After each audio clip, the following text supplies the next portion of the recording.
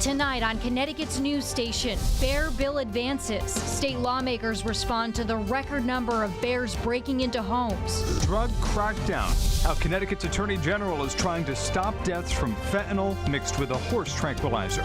The deep freeze is behind us, but now we're tracking rain for the weekend. Your full forecast coming up. And the burnout equation. I don't know if I can do this. I don't know how much longer I have in me.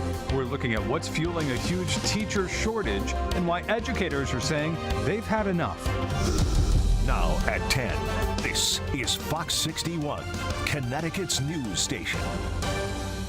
We begin with new developments tonight as state lawmakers try to tackle the record number of bears breaking into homes. Good evening, I'm Jen Bernstein. And I'm Ben Goldman. Thanks for joining us here at 10 tonight. The state Senate passed a bear management bill today, but not before making some changes to it. Fox 61's Gabby Molina joining us live outside the state capitol tonight to tell us what those changes are. Gabby. Ben and Jen, the main change has to do in the part that addresses the feeding of bears. It's something that our advocates argue is one of the most critical parts of reducing these interactions. And legislation passes. Another step forward for a bill that looks to address dangerous interactions between humans and black bears. At the end of the day, I think it was a comprehensive bipartisan solution to addressing the bear management issue that we have in this state. The state Senate voting 31-3 Thursday evening in favor of the bill. It would allow for the killing of black bears if a person or a pet was in danger, and for farmers to receive permits to kill bears that pose a threat to their crops or livestock. Clarifying the language to make sure that individuals know when and how they can protect themselves. God forbid they're in a dangerous situation with a bear. While the bill has bipartisan support, not everyone is backing it. State Senator Christine Cohen voted against it, citing safety concerns. I am concerned that the bill's a little bit too broad, and it allows people, to go out on a trail hike with a gun because they may potentially encounter a bear. The bill also creates a fine for people who intentionally feed bears. A section that also included unintentional feeding was taken out. Unless you're really serious about doing a feeding ban, it's not going to work. According to the Department of Energy and Environmental Protection, it would take bears 3 to 4 days of natural foraging to consume the amount of calories they get from one bird feeder. Joanne Basile, executive director of Connecticut Votes for Animals, says it's behaviors like leaving bird feeders or trash out that often lead to unwanted interactions. They have no interest in us, but they are really, really interested in our food and our garbage. She argues this bill misses the mark. It's unfortunate that they had an opportunity to do something right, and this bill is not that. But with human-bear conflicts on the rise and a fast-growing bear population in Connecticut, lawmakers argue it's a first step to addressing the issue head-on. I think there's more that can be done and probably should be done down the road, but I think that something has to be done. The bill moves to the House next. Coming up on the news at 11, a closer look at the bear interactions we've seen in Connecticut just over the last year. Live in Hartford, Gabby Molina, Fox 61, Connecticut's news station. 11, Gabby, thank you. Meanwhile, new at 10 tonight, Connecticut's Attorney General joining a national push to crack down on the farm animal tranquilizer being laced with fentanyl. Attorneys general from 40 states are trying to stop this growing illegal drug problem in the U.S. Fox 61's Jake Garcia joins us in studio to see how this issue is impacting people here in Connecticut. Jake. Ben and Jen, I know a lot of us didn't even really know about this or heard about this drug before today, but what we've heard a lot about before is fentanyl over the last few years, but officials say more and more street drugs are being laced with fentanyl and what's known as xylazine. It's put in unknown amounts and doses in illicit drugs. It laces illicit drugs, and it can kill you. The drug xylazine, also known as Tranq, has been growing in popularity in recent years. Now Connecticut and 39 other states are asking Congress to pass the Combating Illicit Xylazine bill that would make it harder for people to access it. We've obviously had incidents where young people have been exposed to fentanyl and have died, so we're treating it much the same way. It is an urgent and pressing risk.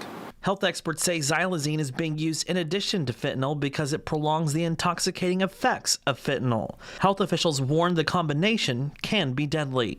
Last year, it was in about 25% of the fatal overdoses that were related to opiates in Connecticut. So it's present across the state.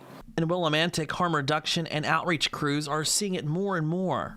But it was kind of like a big city problem, a Philadelphia problem, a Hartford here or there problem.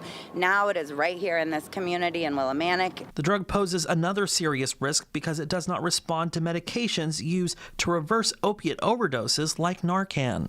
If you are having an overdose and you're pumping people full of naloxone and it's not working, it's most likely a xylazine overdose, and the only thing that we know of is the rescue breathing, and like CPR is the only thing that's going to help them.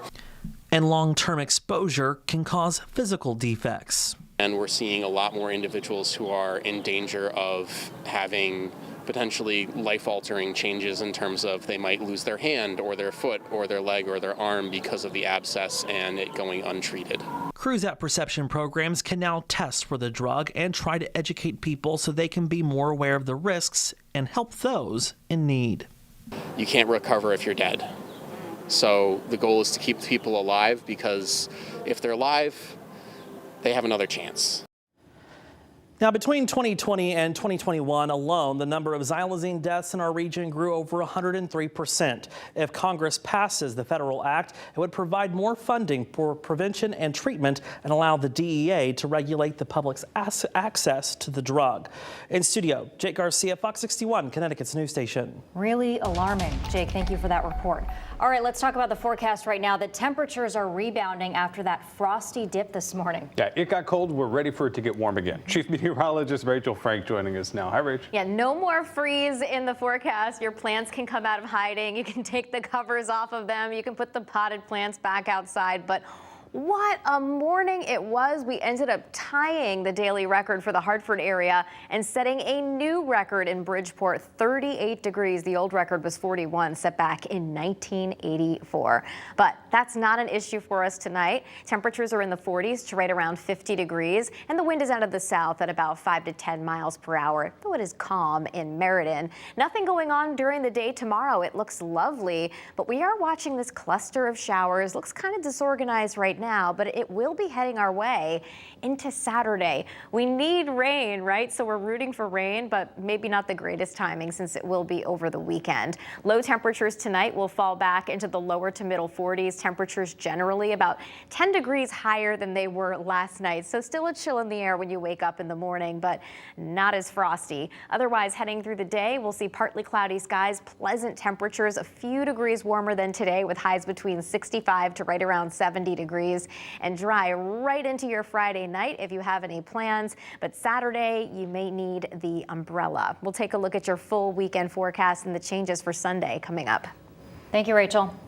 Well, we have an update tonight. Hartford police say the man shot last weekend has now died. Police say Jose Angel Morales was shot near Warmy Avenue around 11 p.m. Sunday night. EMTs rushed him to the hospital where he remained in critical condition until he died late last night. Officers are still investigating the shooting. Anyone with information should call Hartford police. Hartford police also arresting a man they say set fire to a multifamily complex in Hartford. Investigators say the fire started in a closet and was intentionally lit by someone living on the third floor. 7 families are now displaced, but luckily nobody was injured. Police say they believe the man was having some type of mental health episode. It seems like it was some sort of attempt to harm himself or having a mental episode. The good news is that some of these arsons go unsolved. This one will not. Police haven't identified the suspect, but they say he's being treated for smoke inhalation in the hospital. The Red Cross is now helping with the 7 families with temporary housing, but many lost everything. Firefighters are looking into what caused a house to catch fire in New Britain this afternoon. Take a look at the damage from the flames right here. The fire broke out at that home on Columbia Street. Fire officials say it started in the rear porch of the home. New at 10 tonight, a man and a teen boy are arrested after police say he crashed a stolen car in Waterbury. The crash happened at the intersection of North Main Street and Perkins Avenue just after 2:30 yesterday morning. When officers arrived, they saw the 2 suspects running away from a black Honda Accord reportedly stolen from Middlebury. The 2 were quickly caught. Police say 25-year-old Samuel Lopez of Waterbury was driving that stolen car. He's now facing 6 charges tonight and is being held on $50,000 bond before he's arraigned in court.